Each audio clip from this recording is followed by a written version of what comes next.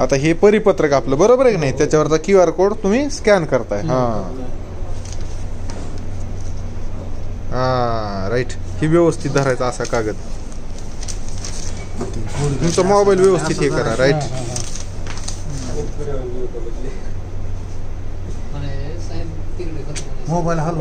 Mobile जास्त हलवायचा नाही. हा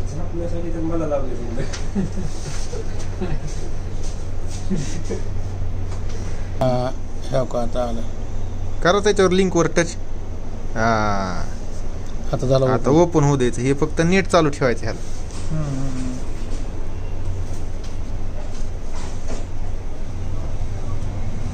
टॅप टू अनम्यूट आणि रिझ्यूम प्ले करायचं इथं टच करून.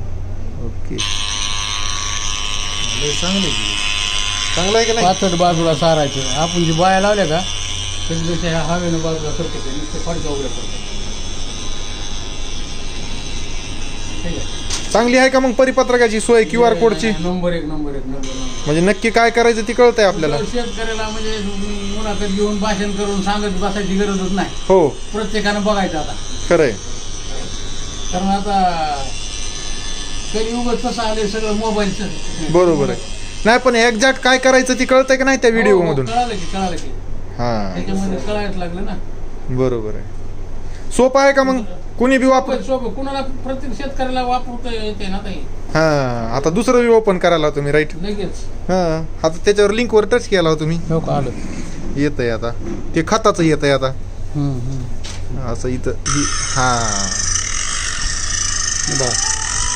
बोक पडायचं, छिद्र पाडायचे आणि खत द्यायचं त्याच्यामध्ये. खत टाकून द्यायचं.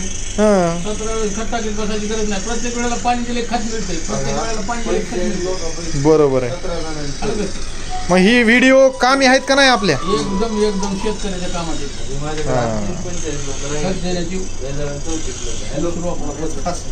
देण्याची खास केली. ही आम्ही ट्रेनिंगला गेलो सर्टिफिकेट दिलेत आम्ही. बरं. तिथं सगळं बघितलंय म्हणून तुम्हाला म्हणलं पार आहे का. यावर्षी काळाची गरज आहे. पारानं खत घालायचं. होण्याची नाही काय नाही. बरोबर आहे. हे आपल्या कारखान्यात नॅचरल शुगरच्या माध्यमातून गेला असेल तुम्ही तिकडं VSI ला प्रशिक्षणाला. ट्रेनिंग झाली. मी 5 दिवस होतो तिथं. बरोबर आहे. सर्टिफिकेट दिले आपल्याला तिने. हा सगळी माहिती घेतलेली आपल्याला. बरोबर. रोप कसे तयार करायचे. रोप घेतली मी घरी. हा मग आता ह्या पद्धतीनं तुम्ही खत देणार जेणेकरून बचत होणार आपली. खत आपल्याला हा ट्रॅक्टर घालायचं नाही मध्ये काय नाही. पाचच सगळी बुकना करून सारून घेतली.